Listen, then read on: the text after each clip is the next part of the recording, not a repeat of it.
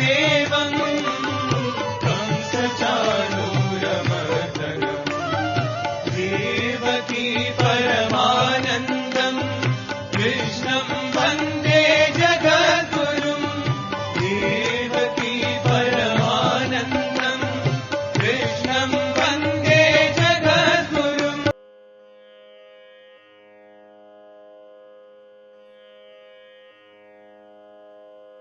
శ్రీ గురుభ్యో నమః.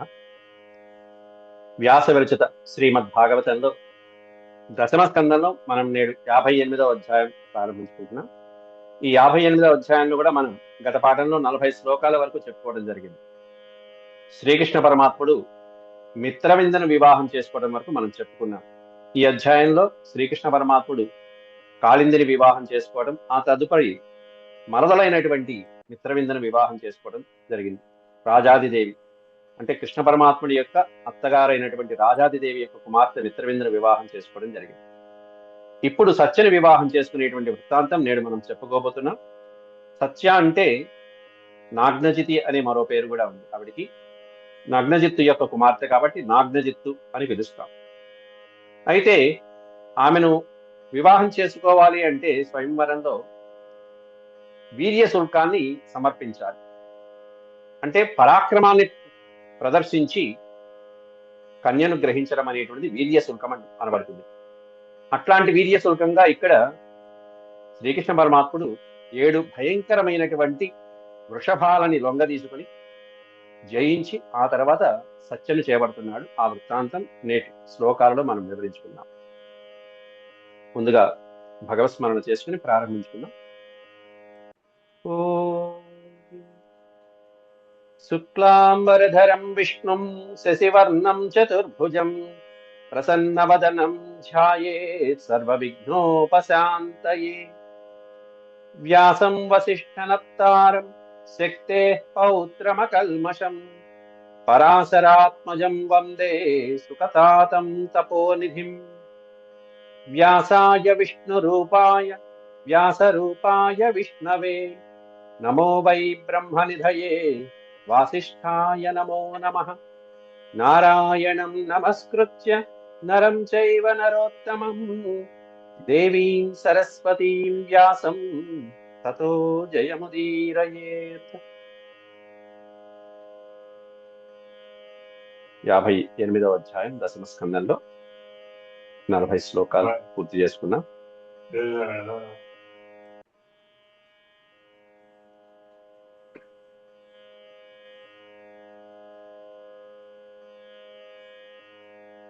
శుక మహర్షి పరీక్షిత్ మహారాజుకు వివరిస్తున్నాడు. శ్రీశుక ఉవాచ తమాహ భగవాన్ హృష్టః కృతాసన పరిగ్రహః మేఘ గంభీరయా వాచ సస్మితం కురునందన. హే కురునందన, ఓ పరీక్షిత్ మహారాజా, శ్రీకృష్ణ పరమాత్ముడు ఆ నగ్నజిత్ మహారాజు కోసల ప్రభువు చేసినటువంటి అద్భుతమైనటువంటి సత్కారాలకి పరమానంద భరితుడై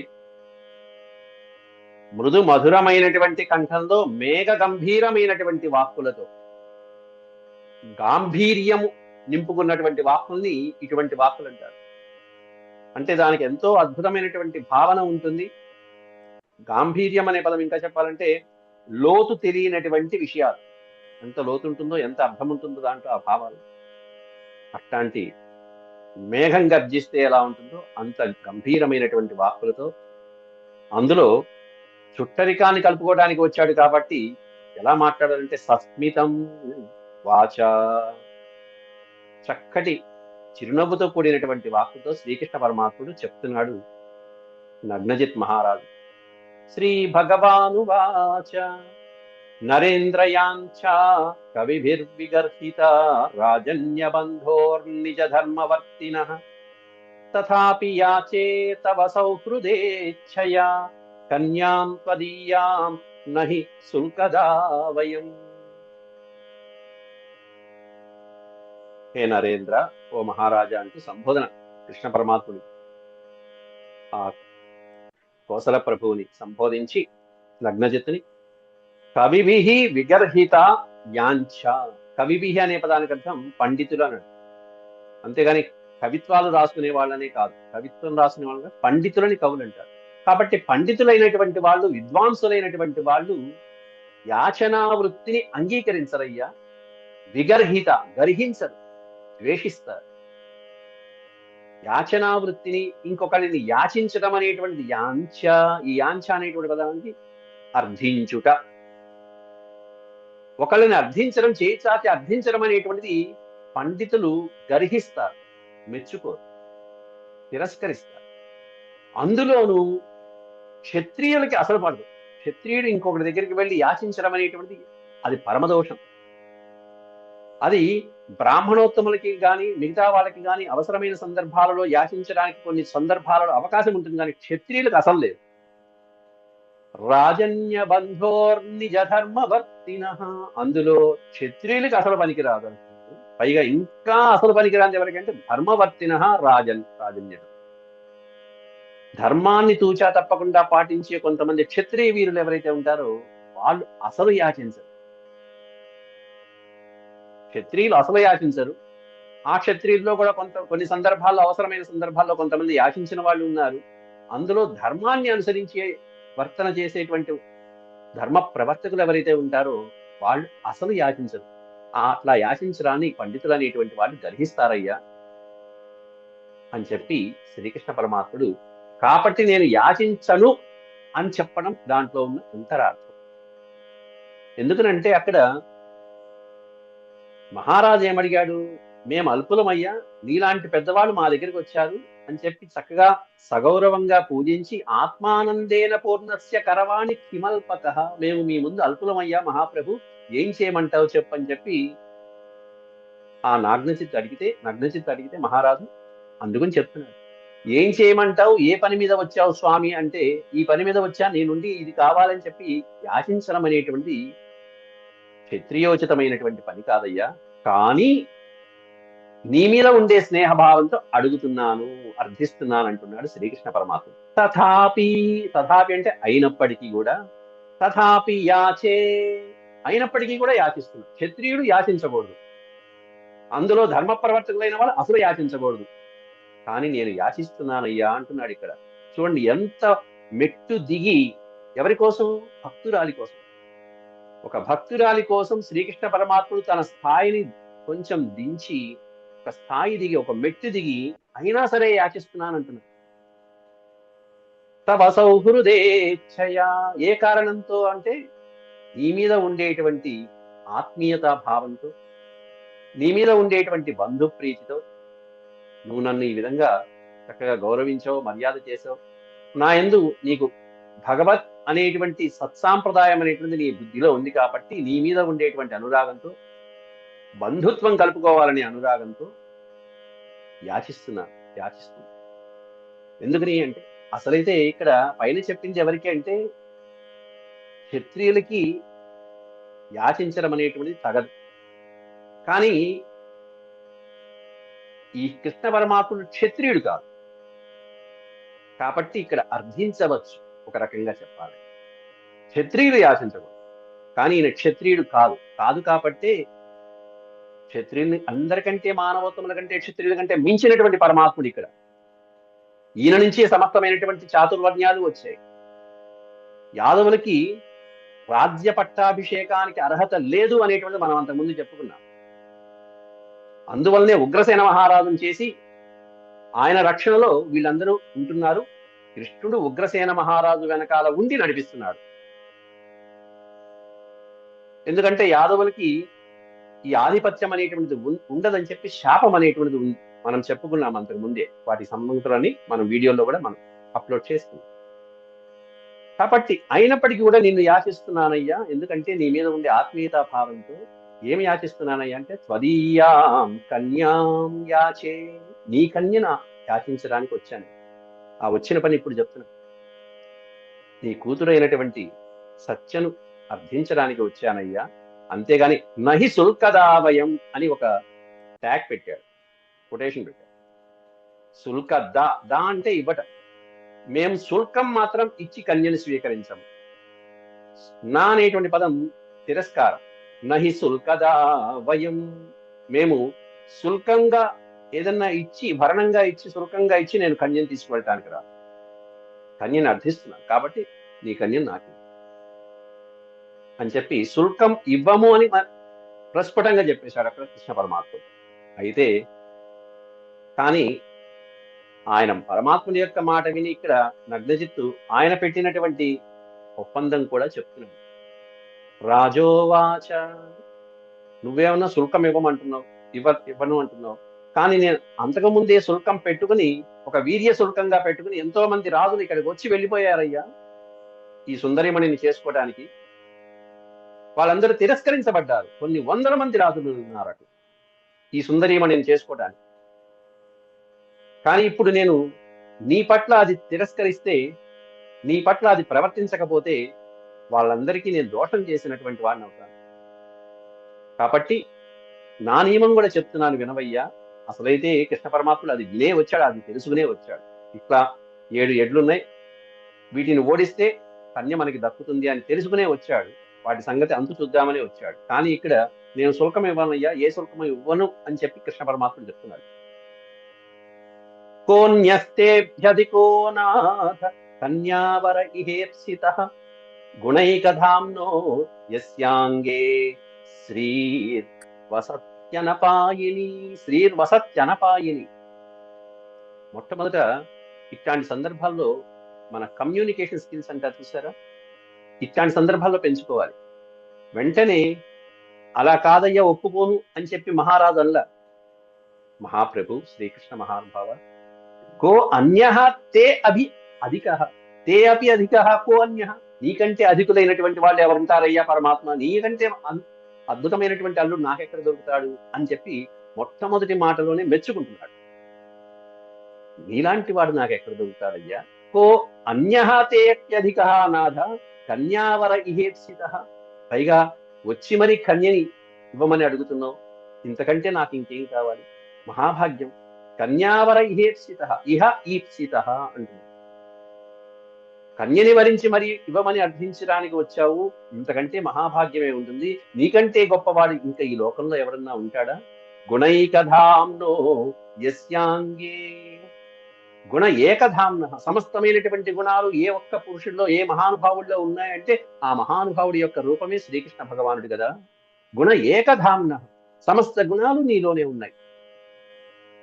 కాబట్టి సమస్త గుణాలకి నిలయమైనటువంటి వాడు, అందులో యదువంశ శిరోమణి, యస్యాంగే, ఎవరి యొక్క శరీరమునందైతే శ్రీహి లక్ష్మీదేవి, వసతి అనపాయిని, శ్రీర్ వసత్యనపాయిని, ఈ పదాన్ని విడదీస్తే స్త్రీహి వసతి అనపాయిని. వసతి అంటే నివసతి, లక్ష్మీదేవి నిరంతరం నివసతి. యస్య అంగే, ఎవరి శరీర భాగంలో అయితే లక్ష్మీదేవి నిరంతరము నివసిస్తూ ఉంటుందో, ఆ నిరంతరము అనేటువంటి పదానికి అర్థం అనపాయిని. అనపాయిని అంటే ఎల్లప్పుడూ విడిచిపెట్టకుండా స్వామి శరీరంలో, ఆ హృదయంలో నిరంతరం ఆవిడ ఉండి సేవ చేసుకుంటూ ఉండేటువంటి భాగ్యం ఆవిడికి దక్కింది. ఈయనకి ఆ అదృష్టం వదిలిపెట్టడు. అట్లాంటి లక్ష్మీదేవి కూడా విడిచిపెట్టకుండా సేవిస్తూ ఉన్నటువంటి ఏ శరీరం అయితే ఉందో, ఏ గుణైక ధాముడు ఎవరైతే ఉన్నారో అటువంటి గుణవంతుడు నీకంటే ఇంకెవరుంటారయ్యా మహానుభావ, నాకు దక్కేవాడు. కానీ కింత్వస్మాభిః కృతః పూర్వం సమయ సాత్వతర్షభ పుంసాం వీర్యపరీక్షార్థం కన్యావర పరీక్షయా. కింతు కానీ అనేటువంటిది బ్రేక్ వేశాడు అతను. అస్మాభిః కృతః పూర్వం సమయ, ఈ సమయము అనేటువంటి సంస్కృతంలో కాలాన్ని సూచించదు. సమయము అంటే మనం టైం అనుకుంటాం, సమయము అంటే నియమము అని అర్థం. ఒక రూల్స్ అండ్ రెగ్యులేషన్స్ పెట్టుకుంటున్నప్పుడు ఒక సమయాన్ని విధించడం అంటారు దాన్ని. నాకు ఒక ఒప్పందం ఉంది, ఒక ప్రతిజ్ఞ ఉంది, ఒక నియమం ఉంది. ఏమిటా నయం? పూర్వం కృతః సమయః ఆసీత్, ఎప్పుడో చేసుకున్న నియమం ఉంది. ఏమిటంటే, ఓ సాత్వతర్షభ, సాత్వత వృషభ, మనం చెప్పుకున్నాం నిన్న, సత్వ స్వభావం కలిగినటువంటి పుంగవులు ఎవరైతే ఉంటారో ఆ పురుష పుంగవులలో వృషభ శ్రేష్ఠుడైనటువంటి పరమాత్మ. పుంసాం వీర్య పరీక్షార్థం, పరాక్రమం కలిగినటువంటి వీరుల యొక్క పరీక్ష పెట్టడం కోసం అని చెప్పేసి నేను ఒక నియమం పెట్టుకున్నానయ్యా, కన్యావర పరీక్షయ. ఆ పరీక్షలో నెగ్గినటువంటి వాళ్ళకే ఇదిగో నా కన్యని, నా కూతుర్ని ఇస్తానని చెప్పి ప్రకటించడం జరిగింది. కాబట్టి కన్యావరం అంటే నా కన్యని ఇవ్వటం అనేటువంటి ఒప్పందం ఆ నియమాన్ని బట్టి ఉంటుంది. అది పూర్వమే చేసుకున్నటువంటి నియమం. ఆ శౌర్య పరాక్రమాల్ని పరీక్షించడం కోసం ఇంతకు ముందే మేము పెట్టుకున్నటువంటి ఒప్పందం. అట్లా ప్రతిజ్ఞ చేసుకున్నామయ్యా మేము ముందు. అదేంటంటే ఆ నియమం ఏంటంటే, సప్తైతే గోవృష వీర దుర్దంత దురవగ్రహ ఏతైర్భగ్న సుబహవో భిన్న గాత్ర నృపాత్మజా. ఉన్నది ఉన్నట్టుగా చెప్తున్నాడు అక్కడ పాపం మహారాజు. ఏంటంటే మేము పూర్వం పెట్టుకున్న నియమం, సప్త ఏతే గోవృష. ఏతే అనే పదానికి అర్థం ఇదిగో ఇక్కడ ఉన్నటువంటి ఈ చూపిస్తున్నట్టుగా ఈ 7 గో వృషములు ఏవైతే ఉన్నాయో, ఈ ఆంబోతులు 7 ఆంబోతులు. ఓ మహావీర శ్రీకృష్ణ ప్రభు, సప్తైతే గోవృష. అవి ఎట్లాంటివి? దుర్దాంత దురవగ్రహ. దుర్దాంత అతి భయంకరమైనటువంటివి. దురవగ్రహ అంటే ఎవరు వాటిని లొంగ తీసుకోలేనటువంటి విధంగా ఉండేటువంటివి. ఏ ప్రయత్నం చేసినా కూడా సరే అవి నిగ్రహించలేనటువంటివి, అసాధ్యమైనటువంటివి దురవగ్రహ అంటే. అట్లాంటి అసాధ్యమైనటువంటివి అయినటువంటి ఈ 7 పశువులని ఏతైర్భగ్నాహ సుబహవో, ఎవరైతే లొంగ తీసుకుంటారో వాళ్ళకి ఇదిగో నా కన్యనిచ్చి వివాహం చేస్తాను. కానీ ఎంతో మంది వీరులు వచ్చారయ్యా. నృపాత్మజాహ, నృప ఆత్మజా అంటే రాకుమారులు, మహారాజులు ఎంతో మంది నా కూతుర్ని వివాహం చేసుకోవడానికి ఈ ఒప్పందం కోసం అని చెప్పి వచ్చారు. ఏమైంది చివరికి? ఏతై భగ్నాహ సుబహవో భిన్న గాత్రాహ.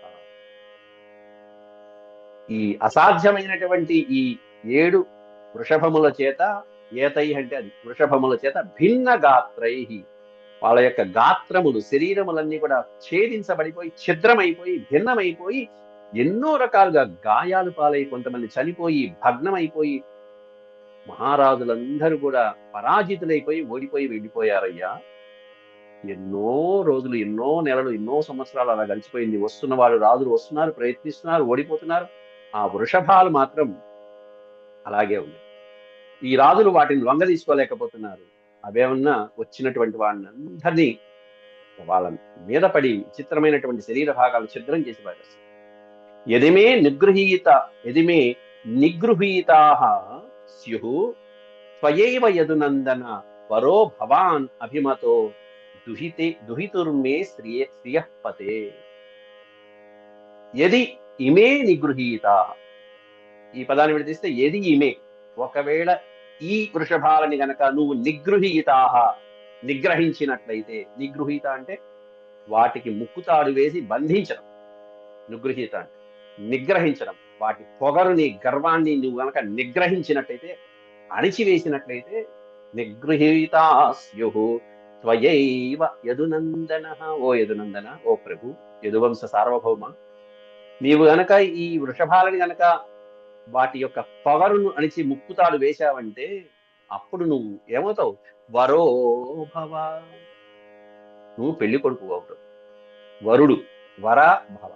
వరో భవాన్ అనభిమతో దుహితుర్మే శ్రియః పతే. శ్రియః పతే, హే శ్రియః పతే, ఓ లక్ష్మీదేవికి నివాసమైనటువంటి వాడా శ్రీకృష్ణ ప్రభు, మే దుహితుహు, నా కుమార్తెకి నువ్వు భర్తవవుతావయ్యా అని చెప్పి ఆ వీర్యశుల్కంగా పెట్టినటువంటి ఒప్పందాన్ని చాలా సున్నితంగా, మృదువుగా చెప్తున్నాడు మహారాజు. ఈ నియమం పెట్టుకున్నాడు. పైగా ఇప్పుడు నువ్వేమన్నా ఏ నియమాలు మేము చెల్లించమంటున్నావు, ఏ శుల్కము ఇవ్వమని అంటున్నావు. కానీ నేను ఇది పూర్వమే పెట్టుకున్న నియమం. ఎంతో మంది రాజులు ఓడిపోయారు. కాబట్టి ఇప్పుడు నీ పట్ల నేను అది గనక అతిక్రమించినట్లయితే, కృష్ణుడంతటి వాడు వచ్చి అడిగితే ఇవ్వకపోతే ఎట్లా అని చెప్పి నేను గనక అతిక్రమించినట్లయితే మిగతా రాజులకు అన్యాయం చేసినటువంటి వాడిని అవుతాను కదా, మాట వస్తుంది కదా కృష్ణ. కాబట్టి నీలాంటి వాడికి ఇది ఒక లెక్క. కాబట్టి ఈ పని కూడా చేస్తే మాకు ఆనందము, అమ్మాయికి ఆనందము. కాబట్టి నియమం తప్పకుండా ఉంటుంది. కాబట్టి నువ్వే ఏదైనా చేయి స్వామి అని చెప్పి, పైగా ఎన్నాళ్ళ నుంచో ఆ కూతురికి పాపం ఈ శుల్కం తిరిగి పెట్టుకున్నాడు, ఈ పరాక్రమ వీర్య శుల్కాన్ని తిరిగి పెట్టుకున్నాడు ఈ మహారాజు పాపం. కానీ అప్పటి నుంచి ఆవిడ వివాహమే జరగట్లా. పెళ్లి కొడుకు రావాలి, అసలైన పెళ్లి కొడుకు రావాలి, ఆలస్యం అయిపోతున్నది. ఎంతో మంది రాజులు తిరిగి వెళ్ళిపోయారు. ఇట్లాంటివి మనం శివధనుర్భంగం మొదలైనటువంటి ఎన్నో ఇట్లాంటి వీర్య శుల్కాలు అవి కూడా రామాయణంలో స్పష్టంగా చెప్తారు. అది కూడా వీర్య శుల్కమే. శివధనుర్భంగం అనేటువంటి వీర్య శుల్కం అనేటువంటిది అక్కడ స్పష్టంగా చెప్పారు ఆ పదం. ఇక్కడ కూడా అంతే. రామాయణ మహాభారత భాగవతాల్లో ఆ పదాలు వాల్మీకి వ్యాసుడు మొదలైనటువంటి వాళ్ళు చాలా అనుసరించుకుంటూ వెళ్తారు, ఒకళ్ళకొకళ్ళు అందించుకుంటున్నట్టుగా ఉంటుంది ఆ కవిత్వం కూడా. అట్లాంటి నియమాన్ని వినేటప్పటికీ నిజమే కదా, మిగతా రాజులందరిలో కూడా అది కొంచెం అతిక్రమించినట్టుగా ఉంటుంది, దూషించినట్టుగా ఉంటుంది. కాబట్టి ఈ పని చేసేద్దాం అనుకున్నాడు ప్రభు. పైగా ఈయనకి ఇవన్నీ ఒక లెక్క. ఎంతో మంది భూపాలుడు తిరిగి వెళ్ళిపోయారు, ఈయన గోపాలుడు వచ్చాడు, అసలైనటువంటి వాడు వచ్చాడు. భూపాలుడు రాజులందరూ తిరిగి వెళ్ళిపోయారు ఓడిపోయి. భూపాలుడికి ఏం తెలుసు గోవుల లెక్క, అసలైన గోపాలుడు వచ్చాడు, ఈ గోవులేని లెక్క. ఎందుకంటే ఈ చిన్నప్పటి నుంచి వీటితో ఆడుకున్నటువంటి మనిషి, పైగా వత్సాసురుడు ధేనుకాసురుడు మొదలైనటువంటి వాళ్ళందరి అంతు చూసొచ్చినటువంటి మహానుభావుడు ఈయన వచ్చాడు. ఇక చూశాడు.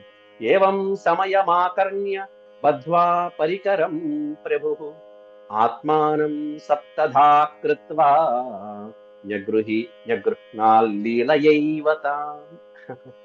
ఒక్కడి కాస్త అప్పటిదాకా ఒక్కడిగా కనిపించినటువంటి వాడు తన ఆకృతిని ఆత్మానం సప్తధా కృత్వా అన్నారు. విశేషంగా అక్కడ 7 వృషభాలను జయించాలంటే ఈయన 7 రూపాలను ధరించేశాట మొట్టమొదటి స్వామి. ఎప్పుడైతే ఆ మహారాజు ఆ నియమం చెప్పాడో, ఏవం సమయమాకర్ణ్య, సమయము అంటే నియమము, ప్రతిజ్ఞ, ఆయన ఈ నియమం ఉంది మాకు అని చెప్పాడు. ఆ విషయాన్ని విని ఆకర్ణ్య బద్ధ్వా పరికరం ప్రభు, నడుం బిగించాడు స్వామి అక్కడ. ప్రభు పరికరం బద్ధ్వా, పరికరము అనే పదానికి అర్థం ఉత్తరీయం, నడుం బిగించడం. బద్ధ్వా పరికరం, పరికరము అంటే చేతిలో ఉన్నటువంటి ఏదైనా ఇన్స్ట్రుమెంట్ అని మామూలుగా ట్రాన్స్లేషన్ లో అయితే పరికరం అని ఇన్స్ట్రుమెంట్ కాదు. ఇక్కడ ఇన్స్ట్రుమెంట్ తీసుకోవడం కాదు, పరికరాన్ని తీసుకోవడం కాదు, ఏ ఆయుధమో తీసుకోవడం కాదు. బద్ధ్వా పరికరం, ఉత్తరీయాన్ని నడుము చుట్టుకున్నాడు పైనుంచి తీసిగా, నడుం బిగించాడు అంటే సిద్ధమయ్యాడని చెప్పడానికి సంకేతం అది. తర్వాత ఏం చేశాడు స్వామి, ఆత్మానం సప్తధా కృత్వా, ఆత్మానం తనకి తానుగా స్వామి 7 రూపాలుగా మారిపోయాడు. కృత్వా న్యగ్రహ్ణాత్ లీలయైవతాం, తాననే పదానికి అర్థం ఆ 7 వృషభాలని కూడా ఆంబోతులను లీలయైవ, లీలయా ఏవ, ఏదో ఆడుకుంటున్నట్టుగా అట్లా ఒక్కసారి పట్టుకున్నాడు, లాగి పారేశాడు. న్యగ్రహ్ణత్, ఆ 7 యొక్క వృషభాలని 7 రూపాలలోకి వెళ్ళి ఒక్కొక్కరు స్వామి ఒక్కొక్క వృషభం దగ్గరికి వెళ్ళి ఆ తాన్ని పట్టుకుని లాగి పారేశాడు. ఆ పట్టుకోవడమే వాటిలో ఉన్నటువంటి ఆ స్పర్శ చాలు, అసలు ఆ బంధనం చాలు. ఇవేమన్నా లెక్క స్వామికి? ఈ తాళ్ళు పట్టుకోవడము, చెట్లని పడగొట్టడం, ఈ తాపలు పట్టుకుని చుట్టూ తిప్పడం, ఇవన్నీ చిన్నప్పటి నుంచి ప్రాక్టీస్ చేసి వచ్చారు స్వామి. బద్ధ్వాతాన్ దామభిః సౌరీర్ భగ్నదర్పాన్ హతౌజసః, ఎప్పుడైతే స్వామి దామభిః బద్ధ్వా, దామభిః అంటే తాళ్లతో వాటిని బంధించడం జరిగిందో, దామము అంటే తాడు, దామభిః అంటే తాళ్ల చేత, అనేకమైనటువంటి తాళ్ల చేత ఆ ముకుతాడు వేశాడు, ఆ మెడలో తాడు వేశాడు, ఒక లాగు లాగాడు. బద్ధ్వా తాన్ దామభిః, ఆ వృషభాలని తాళ్లతో ఒక్క లాగు లాగేటప్పటికీ సౌరి శ్రీకృష్ణ పరమాత్ముడు భగ్న దర్పాన్, వాటి యొక్క దర్పమంతా ఏమైపోయింది ఒక్కసారిగా. ఇప్పటిదాకా ఇంతమంది రాజుల్ని గెలిచినటువంటి ఆ వృషభాల యొక్క పొగరు అంతా భగ్న దర్పాన్, తునాతునకలైపోయింది. భగ్నం అంటే ముక్కలు ముక్కలైపోయింది, మొత్తం చల్లా చెదరైపోయింది. వాటి యొక్క గర్వము, పొగరు, అహంకారం అంతా స్వామి స్పర్శకి ఒక్క లాగు లాగటంలోనే వాటి పొగరంతా అణిగిపోయింది. కదలకుండా ఎండొచ్చిన వానొచ్చిన పర్వతం వచ్చిన ఢీకునేటువంటి వృషభాల్లాగా ఉండేటువంటి స్వామి ఒక లాగు లాగేటప్పటికి దర్పం పోయి ఏమైంది చివరికి, హతౌజసః, తేజస్సంతా హతమైపోయింది. ఆ పదం దాంట్లో ఉన్న అర్థం హతౌజసః, హత ఓజసః, వాటి యొక్క ఓజస్సు, కాంతి, తేజస్సు, పరాక్రమం అంతా హత, మొత్తం తునాతునకలైపోయింది. వెంటనే స్వామి ఎప్పుడైతే వాటి పొగరు అణిగిపోయిందో అవి సాత్వికమైపోతున్నాయి. ఇంకా అంటే అవి స్వామి చేతిలో ఇక కీలు బొమ్మలు అంతే. వ్యకర్షల్ లీలయా బద్ధాన్ బాలో దారుమయాన్యథ అంటున్నారు అక్కడ. ఒక బాలుడు దారుమయాన్, చెక్కతో చేసినటువంటి బొమ్మని లాగినట్టుగా, దారు అంటే చెక్క, చిన్న పిల్లవాడు చెక్కతో చేసినటువంటి బొమ్మల్ని ఎలా అయితే చేత్తో లాగి లాగి ఆడుకుంటూ ఉంటాడో అట్లా వ్యకర్ష లీలయా బద్ధాన్, తాళ్లతో బంధించినటువంటి ఆ వృషభాలని అలా లీలగా లాగుతూ స్వామి ఆడుకున్నట్ట పరవశించిపోయాడు. అయిపోయింది. అవి కాస్త అత్యంత సులువుగా స్వామి చేతిలో లొంగిపోయినాయి. స్వామి కరస్పర్శ అట్లాంటిది, స్వామి స్పర్శ అట్లాంటిది, స్వామి బంధనాలు. ఈ తాడు అనేటువంటిది ఉంది చూసారా, ఈ తాడు గురించి మనం అక్కడ ఉలూక బంధనం దగ్గర ఎంతో అద్భుతంగా చెప్పుకున్నాం. ఈ బంధనాలు అంటే సంసారం అనేటువంటి బంధనాల్ని బంధించేటువంటి తాడుగా మనం అద్భుతమైనటువంటి వివరం చెప్పుకున్నాం. మళ్ళీ ఇక్కడ చెప్పుకుంటే సమయం దాటిపోతుంది కాబట్టి నేను అక్కడికి వెళ్ళటం లేదు. కాబట్టి ఉలూక బంధనం అంటే రోటికి కట్టివేసిన సందర్భంలో తాడు ఏమిటి, తాడుకున్నటువంటి అర్థం ఏమిటి, ఆ రోటికి ఉన్నటువంటి అర్థం ఏమిటి అనేటువంటి అంతా అంతరార్థంగా చెప్పుకున్నాం. ఒక అరగంట చెప్పుకున్నాం దాని గురించి. కాబట్టి నేను ఇక్కడ మళ్ళీ ఆ పాఠం మీరు చూసుకుంటారని గుర్తు చేస్తున్నాను అంతే. తతః ప్రీతస్తు తాం రాజా దదౌ కృష్ణాయ విస్మితః తాం ప్రత్యగృహ్ణాత్ భగవాన్ విధివత్ సందృశీం ప్రభు. తతః ప్రీతః సుతాం రాజా, వెంటనే మహారాజు పరమ ప్రీతి చెంది ఎన్నాళ్ళ నుంచి ఎదురు చూస్తున్నాడు తన కన్యకి సరి అయినటువంటి వీరుడు వరుడు ఎక్కడ దొరుకుతారని చెప్పి ఎదురు చూస్తున్నటువంటి నగ్నజిత్తుకి మహారాజుకి సుతాం కృష్ణాయ దదౌ విస్మితః, ఆశ్చర్యపోయినటువంటి మహారాజు కాస్త ఆనందంతో పరమానందంతో ప్రీత మనస్కుడై ఆనందించినటువంటి మనసుతో శ్రీకృష్ణ పరమాత్ముడికి తన కన్యని అలా సమర్పించాడు. తాం ప్రత్యగృహ్ణాత్ భగవాన్ విధివత్, విధివత్ అంటే శాస్త్రబద్ధంగా, వేద సమ్మతమైనటువంటి శాస్త్రబద్ధంగా తాం ఆ కన్యని, సత్యని అంటే నాగ్నజిత్తుని, ప్రత్యగృహ్ణత్ భగవాన్ శ్రీకృష్ణ ప్రభు చేయి పట్టుకుని అలా పాణిగ్రహణం చేసి స్వీకరించాడు. సదృశీం ప్రభు, విధివత్ సదృశీం ప్రభు, ప్రభు శాస్త్రబద్ధంగా ఆ కన్యని స్వీకరించాడు. చక్కగా వేడుకగా అంగరంగ వైభవంగా వివాహం ఎలా జరిగిందో కూడా 3-4 శ్లోకాల్లో వివరించారు. మనం కూడా పెళ్లికి వెళ్దాం పదండి. రాజపత్న్యశ్చ దుహితుః కృష్ణం లబ్ధ్వా ప్రియం పతిం లేభిరే పరమానందం జాతశ్చ పరమోత్సవః. రాజపత్న్యశ్చ దుహితుః, రాజపత్న్యశ్చ దుహితు, రాజపత్నీలు అంటే మహారాజు గారి యొక్క పత్నులు ఎవరైతే ఉంటారో, మహారాణులు గాని అంతఃపుర స్త్రీలు గాని, మహారాణులు మహారాజుల కింద వాళ్ళ యొక్క ఆత్మీయులైనటువంటి బంధువులు, స్త్రీగణం అనేటువంటిదంతా కూడా దుహితు కృష్ణం లబ్ధ్వా ప్రియం పతిం, శ్రీకృష్ణ ప్రభువుని తమ కూతురు ఈ విధంగా ప్రియమైనటువంటి భర్తగా పొందటం అనేటువంటి చూసుకుని, లబ్ధ్వా చూసుకుని, లేభిరే పరమానందం, పరమానంద భరితులైపోయారు. లేభిరే అంటే పొందటం, లబ్ధ్వా పొంది, లేభిరే పొందిరి. ఏం పొందారు అంటే పరమానందం లేభిరే, ఎంతో ఆనందపడిపోయారు మహారాణుల అంతఃపుర స్త్రీలందరూ కూడా. జాతశ్చ పరమోత్సవః, ఆ ఆనందంలో ఇక మహోత్సవం అంగరంగ వైభవంగా వివాహ వేడుకని ముస్తాబు చేసి అత్యంత అల్పకాలంలోనే వివాహ మహోత్సవాన్ని ఏర్పాటు చేసి జాతశ్చ పరమోత్సవః వేడుకగా నిర్వహిస్తున్నాడు అక్కడ మహారాజు. ఎలా ఉంది ఊరంతా కూడా, మొత్తం అయోధ్య నగరం, ఆ కోసలపురం అంతా కూడా శంఖభేర్యానక నేదుర్గీతవాద్య ద్విజాశిషః నరా నార్యః ప్రముదితాః సువాసస్రగలంకృతాః.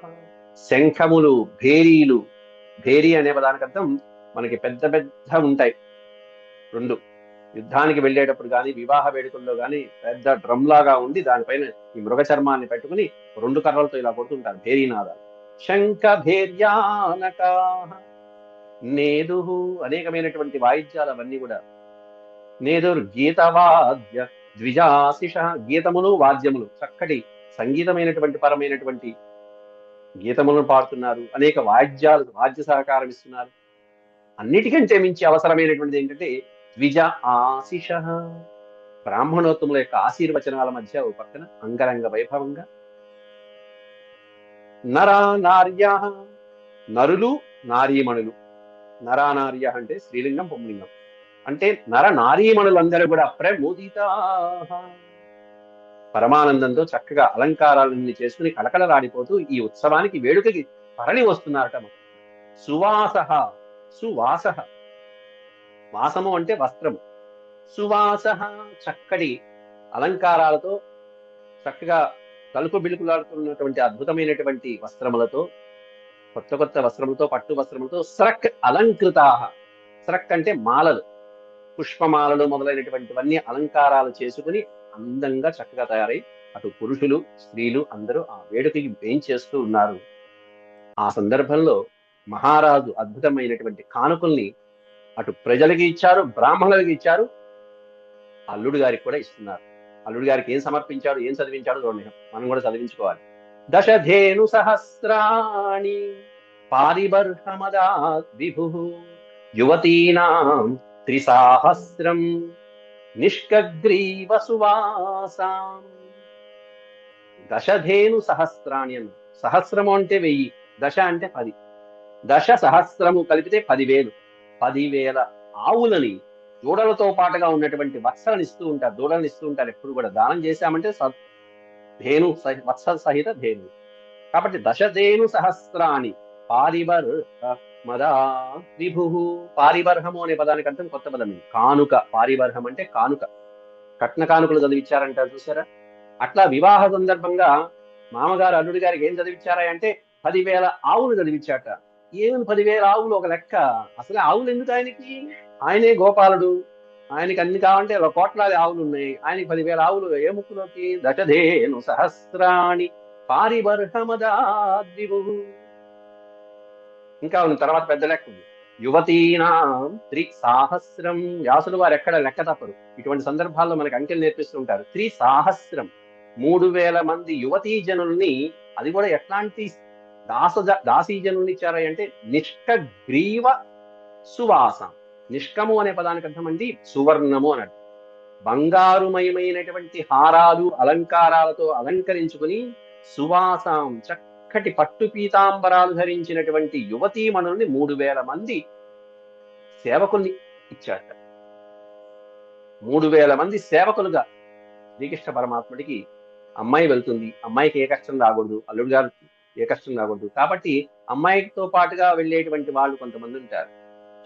వాళ్ళ ఒక 3,000 మంది ఈ విధంగా మామూలు వాళ్ళు కూడా అలంకారాలతో, చక్కగా హారాలతో అలంకారాలుగా ఉన్నటువంటి యువతల్ని ఇచ్చాట. ముసలి వాళ్ళు కాదు, యువతల్ని పంపించాడు.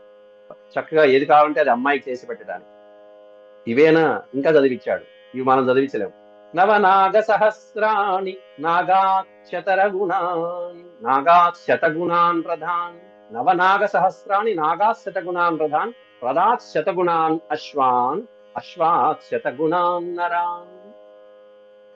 నవ అంటే 9, నాగము అంటే ఏనుగులు, హస్తి. మామూలుగా మనకి పూర్వకాలంలో చతురంగ బలాలు అంటారు. చతురంగ బలాలు అంటే ఏంటి? గజబలము, రథబలము, అశ్వబలము, కాల్బలము. ఈ 4 బలాలని ఈ శ్లోకంలో వివరించారు. ఈ చతురంగ బలాలు ఏ పరిమాణంలో ఇచ్చాడు అనేటువంటి చెప్తున్నారు.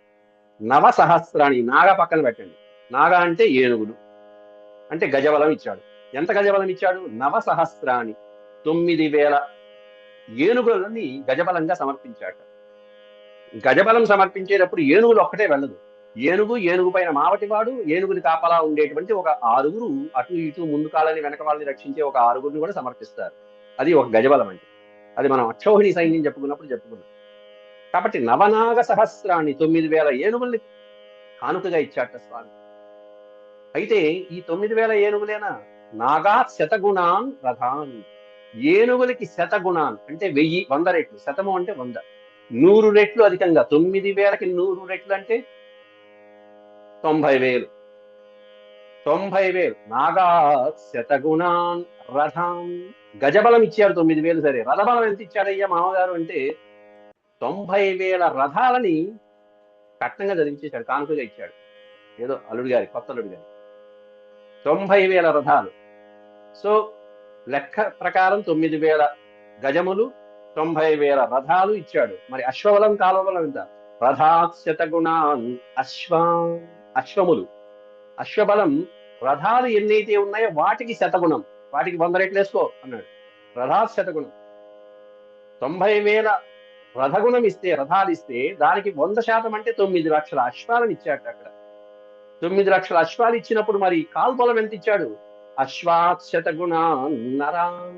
కాల్బలం ఈ అశ్వ బలానికి 10 రెట్లు అన్నాడు. అంటే 9 లక్షలు. 9 ఇక్కడే ఉన్న 9,000, 90,000, 9 లక్షలు, 90 లక్షలు, దాదాపు 1,000,000 మంది సైన్యాన్ని ఇచ్చాడు. ఇంకేముంది, అక్షౌహిణీలు నిండిపోయినాయి అక్కడ. అంతమంది సైన్యాన్ని మామగారు కృష్ణుడికి చదివించాడు. వీళ్ళందరూ ఇవన్నీ కావాలి ఆయనకి. కాబట్టి అంటే ఎంత ఆనందపడ్డాడో చూడండి కూతురి వివాహానికి. ఆయన వీర్యసులకంగా ఆ వృషభాలు కూడా నిన్న మనం చెప్పుకున్నాం. ఆ 7 వృషభములు కూడా మయాసురుడి యొక్క కుమారులు, 7 సప్త కుమారులు. దుర్వాస మహర్షి యొక్క శాప ప్రభావంతో దుర్వాసుడిని అవమానించిన కారణంగా ఆ దుర్వాసుడు కాస్త శాపం ఇవ్వటం వల్ల ఆ శాప ప్రభావంతో ఇక్కడ ఈ రాజ్యంలో పుట్టడం జరిగింది. ఆ ప్రభువే చెప్పాడు, కృష్ణ పరమాత్ముడు వచ్చి మీకు శాప విమోచనం కలిగిస్తాడు అంటూ. అట్లా వాళ్ళు ఈ విధంగా ఉండటం వల్ల కృష్ణ పరమాత్ముని యొక్క స్పర్శతో వాళ్ళ యొక్క పొగరు అహంకారము అణిగిపోయి అప్పటి నుంచి శ్రీకృష్ణుడు చెప్తాడు, నాయన ఇక్కడి నుంచి ఈ వృషభాలు నీకు రాజ్యంలో ఎంతో ఉపయోగపడతాయి. ఇక్కడి నుంచి ఈ 7 వృషభాల చేత నీవు ఈ వ్యవసాయానికి ఉపయోగపడేటువంటి యోగ్య వస్తువుగా మీకు ఉపయోగపడతాయి. వీటి వల్ల సకాలంలో పంటలు కూడా పండుతాయి వీటి వల్ల అని చెప్పి కృష్ణ ప్రభువే వీటితో ఉపయోగించుకోమని చెప్పి చెప్తాడు. అంతేగాని వెంటనే అవి శాప విముక్తి పొందం. అక్కడి నుంచి 14 సంవత్సరాలు జీవించి ఉండి 14 సంవత్సరాల తర్వాత వృద్ధత్వం కారణంగా మరణించి ఆ తర్వాత తమ లోకాలకి వెళ్ళిపోయే ఆఖ్యలు. ఇవన్నీ కూడా మనకు అక్కడ ఉండవు, పురాణాల్లో మనం చూసుకోవాలి జాగ్రత్తగా. కాబట్టి ఇంత విధమైనటువంటి ఆనందంలో నాగ్నజిత్తు తన కుమార్తెనిచ్చి సత్యనిచ్చి కృష్ణ పరమాత్ముడికి ఈ విధంగా కానుకలతో ఇచ్చాడు. దంపతి రథమారోప్య మహత్యా సేనయావృతో స్నేహ ప్రక్లిన్న హృదయో యాపయామాస కోసల. ఇక అప్పగింతలు, ఈ శ్లోకంలో అప్పగింతలు. చివరికి పెళ్లి చేశాడు, పెళ్లి అయిపోయిన తర్వాత ఆ రోజు రాత్రి అప్పగింతలు జరుగుతున్నాయి. ఆ దంపతులు ఇద్దరిని కూడా రథమారోప్య మహత్యా సేనయావృతో, ఎంతో గొప్ప సైన్యాన్ని సమర్పించి శ్రీకృష్ణ పరమాత్ముడికి స్నేహ ప్రక్లిన్న హృదయ అని పదం పెట్టాడండి. స్నేహం అంటే ఆత్మీయతానురాగంతో, ఓ పక్కన తన కూతురు, అంతకుమించి పరమాత్ముడు లభించాడు. కాబట్టి ప్రక్లిన్న అనే పదం ఏంటంటే ఆర్ద్రతతో నిండిన హృదయంతో అని. ఆయన యొక్క గుండె తడిసి ముద్దైపోతున్నది, ఓ పక్కన ఆనందంలో, ఓ పక్కన బాధ, అమ్మాయి అత్తవారింటికి వెళ్ళిపోతున్న బాధ. కాబట్టి ప్రక్లిన్న ఆర్ద్రతతో తడిసిపోతున్నటువంటి హృదయంతో యాపయామాస కోసల, కోసలాధిపతి అయినటువంటి నిందజిత్తు తన హృదయాన్ని ఆ విధంగా తడిసిపోయేటువంటి విధంగా ఉంటూ రథంలో ఆ దంపతుల్ని ఎక్కించి యాపయామాస కోసల. యాపయామాస అనేటువంటి పదార్థం పంపెను అంటారు. పంపెను, వాళ్ళిద్దరినీ రథంలో అలా సాగరంపాడు ఆ ప్రభు. సమయం మించిపోతుంది. మిగతా శ్లోకాలు ఇంకో 6 శ్లోకాలునే రేపటి పాఠంలో మనం చూసుకుంటాం. అంతవరకు సరే. ఓం శాంతి శాంతి శాంతి. హేదక్షరపద భ్రష్టం మాత్రాహీనం చ యద్భవేత్ తత్సర్వం క్షమ్యతాం దేవ నారాయణ నమోస్తుతే. సర్వం శ్రీకృష్ణార్పణమస్తు. హరి ఓం.